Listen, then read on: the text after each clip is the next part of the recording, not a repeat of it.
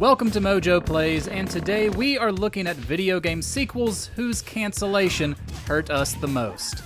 Oh, what could have been. Oh, give me strength! But before we get into it, we publish new content all week long. So be sure to subscribe and ring the bell to get notified about our latest videos. Days Gone 2.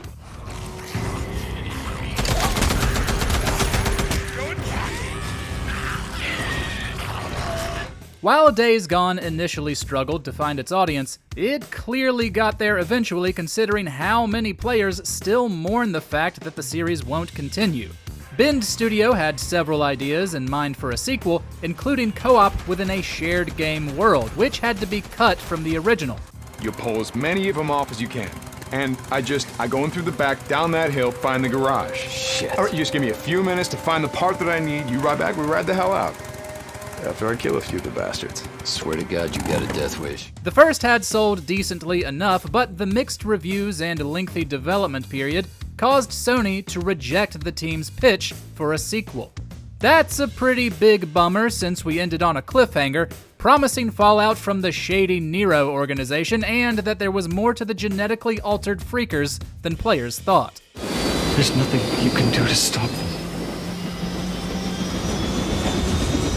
There's nothing anyone can do. Legacy of Kain, Dead Son. You are weak. You must feed. The old hunger has left me. I have no desire for blood. The Legacy of Kain series still retains a loyal following, despite the fact that it hasn't seen a new entry since 2003. Well, one was in development during the 7th generation of consoles, but was sadly canceled in 2012. As I neared the stronghold's inner sanctum, a strange sensation crept over me. An indescribable feeling of displacement, a sense of vertigo, as reality itself appeared to warp and bend around me. Dead Son would have been set in the distant future and focused on two new characters, a vampire named Geen and a human named Asher. When it was canceled, Square Enix stated it just wasn't the right game at the right time. The multiplayer portion was saved and reworked into Nosgoth, but reception was poor since it was too different from what the series was meant to be, and it never made it out of the beta stage. Meanwhile, desire for a new Legacy of Kain has never wavered. And I dared to hope we had parted ways forever. Your silence was refreshing. Fez II.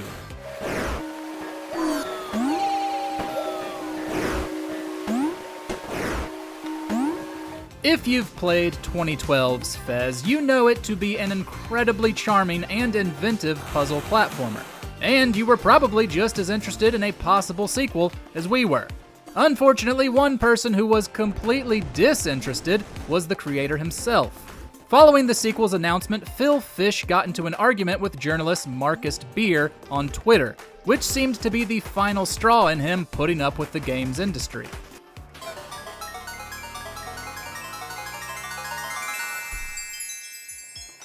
It was unceremoniously canceled a month after its announcement, and Fish left game development behind for good.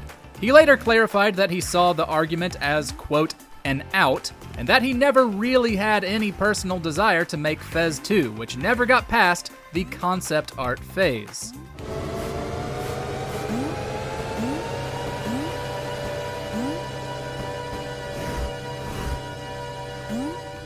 Mortal Kombat, Fire and Ice.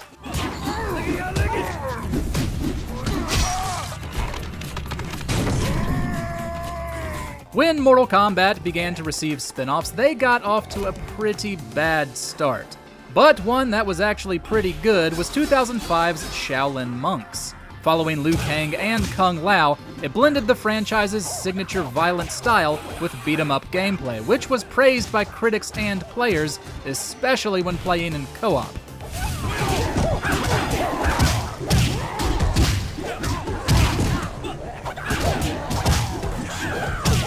It also sold fairly well, meaning a sequel was greenlit in Fire and Ice, which would have featured the duo of Scorpion and Sub-Zero in a similar format.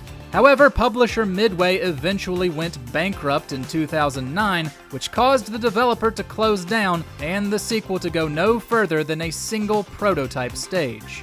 What is it? I'm remembering a lot now. Where's Reptile? Who? The Thing 2. What do you think it is, Captain? I don't know, and I don't care. John Carpenter's brilliant sci-fi horror film, The Thing, got a 2002 sequel in the form of a video game, and it was actually pretty awesome.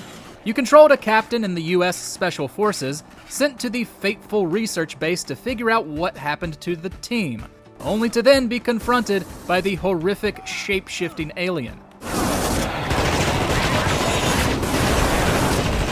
It sold and reviewed well, and so developer Computer Artworks immediately began planning a follow-up. The sequel never got very far though, with only concept art and demo videos produced. Computer Artworks experienced financial difficulties going into receivership before closing in 2003.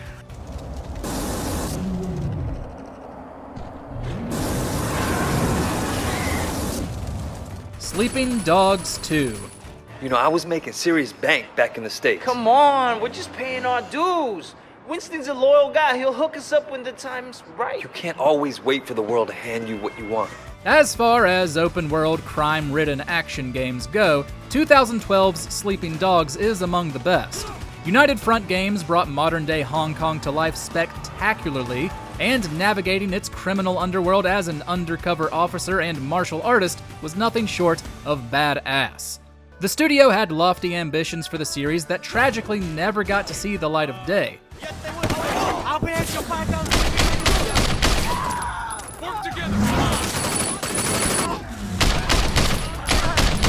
A sequel went into development soon after the first game's release, which would have given us a corrupt partner and tied in with a mobile app whose actions could impact the game's world. It seems disappointing sales in the eyes of publisher Square Enix were the cause of the sequel's cancellation, and the developer closed soon after. You should never have been allowed to be Sun On Yi. But I was, and my contribution to this organization have been significant. With respect, I have to agree with Sister J. Mega Man Legends 3. If only we'd known there was someone like him here in the first place. We won't fail next time. We'll ambush him. Concentrate our firepower on him. There are a few sub-series within Mega Man, but for action-adventure gameplay with a stronger sense of story, you have the Legends games. While they didn't perform as strongly as the Blue Bombers core entries, they still developed an incredibly passionate fanbase. A third game was announced in 2010 for Nintendo's 3DS, but ended up getting canceled the following year, and fans were very vocally upset about it. Stop! Hold your fire! Cease fire! It had been 10 years since the last installment, and Capcom claimed cancellation was due to a, quote, lack of interaction with the development rooms it had created to utilize fan feedback and submissions. To this day, there are players who yearn for the revival of Mega Man Legends 3. All right. You look out for Gramps, okay? Wait, are you crazy? Conker's other bad day. Point the control stick in the direction you want to go. That's it. Are you sure you've got that? With its incredibly mature humor wrapped within a delightfully cartoonish style, Conker's Bad Fur Day is a fan favorite of the N64's library. Even though it didn't sell well, Rare began working on a sequel that would have dealt with the foul-mouthed squirrel's unsuccessful time as King, which he became at the end of the previous game. So, there I am. King of all the land. It didn't get very far, however, as Rare was purchased by Microsoft in 2002, who reportedly had no interest in creating a sequel. A remake of Bad Fur Day did eventually release on the Xbox, and while Conker did appear in later titles, most players found them disappointing compared to what this cult classic platformer offered. Hey, cost ya. Oh, how much? Got any Mepsi Pucks? What? Don't matter. Balers Gate 4. You are looking at Loroakan's newest apprentice. Yes, that Leroican. The greatest wizard in Balers Gate. The game that everyone was obsessed with in 2023, Balers Gate 3 brought Larian Studios immense success. Although the team considered DLC for the game, it eventually transitioned to a full-fledged sequel that got as far as a playable build. So, what happened? Simply put, the developers decided they wanted to create something new rather than be tied to a world that existed outside of their work, the Forgotten Realms of Dungeons & Dragons. Just so you know, my first duty is Karlach. I'm oath-bound to go after her. But I won't deny this infection is bothersome. According to director and studio head Sven Vinke, this choice increased morale and excitement at the studio. Making this decision for the betterment of staff was the right call, and we have no doubt that someone will make a Balers Gate 4 someday. But we're still a little sad that Larian won't be the team to bring it to us. No use sugarcoating it, is there? Silent Hills.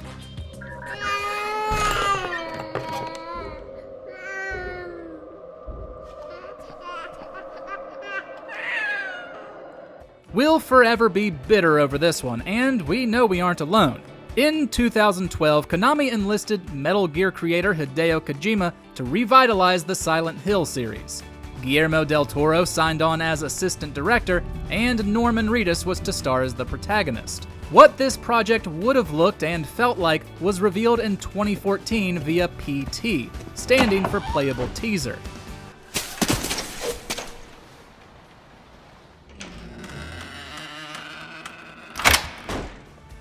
From all corners of the internet, this terrified every single one of us. It was an exciting promise for a future that would sadly never come. The public falling out between Kojima and Konami, in which the latter was definitely in the wrong, led to the cancellation of Silent Hills. Konami even removed PT from digital stores. The studio is currently attempting a comeback with Silent Hill, but the loss of what could have been is a huge disappointment.